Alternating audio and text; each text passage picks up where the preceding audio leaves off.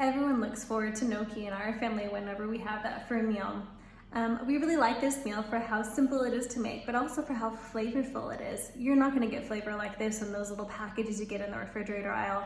Try this one out. It's fun, it's got a little bit of a fun technique to it, and super satisfying. Enjoy.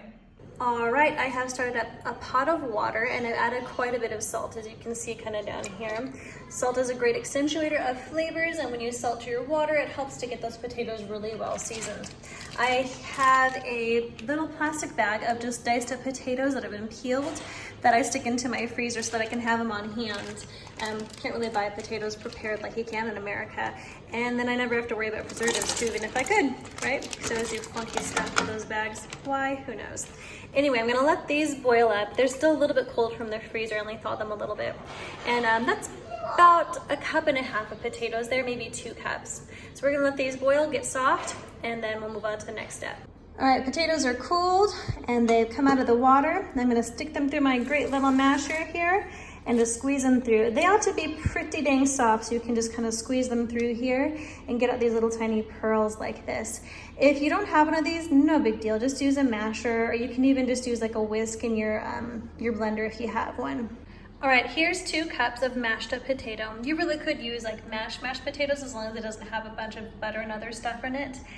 So I've got that going for me here. And next I'm going to add about 3/4 teaspoon of salt.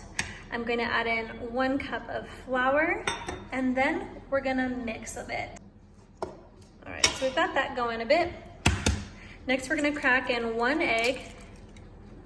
And really, it's a lot easier just to kind of get in with your hands and get yourself really going here. So that's what we're gonna do. All right, here we are, we're giving it a good mix. And we're just kind of getting it all together. And then we're going to pour it out onto our counter and work with it a little bit, as you'll see next. And we're getting nice and clumpy. It's a little less ragged now. I'm getting a good clump there.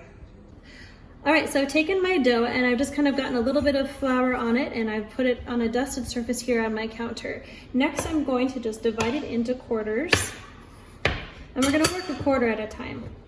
I'm gonna take it here, and we're gonna make sure I have plenty of flour, and we're just gonna roll it into a long strip. Sometimes I have to kind of grab at it here to get it smaller, and we're just rolling it out. Next, once we have our long little strip here for our gnocchi, I'm just gonna take it and cut it into little pieces like this. I'm gonna go throughout the whole thing, and then they're ready to put into the water. Pretty quick, right? I was really surprised the first time I made it. So we've got our gnocchi all chopped up, and I've got a pot of boiling water. So next I'm going to take my little netted baskety thingy, and I'm going to gently dunk it in there, because if you try to toss them in, it really hurts when that water pops up and boils hot water on your arms. Once the gnocchi's floating at the top like this, you can take your slotted spoon, get some of that water off, and just stick it in your bowl, ready to go.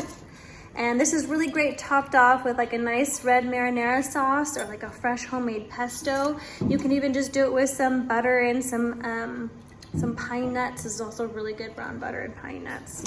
So really quick, really easy meal. A lot better than something you'll get in the store, and made from scratch.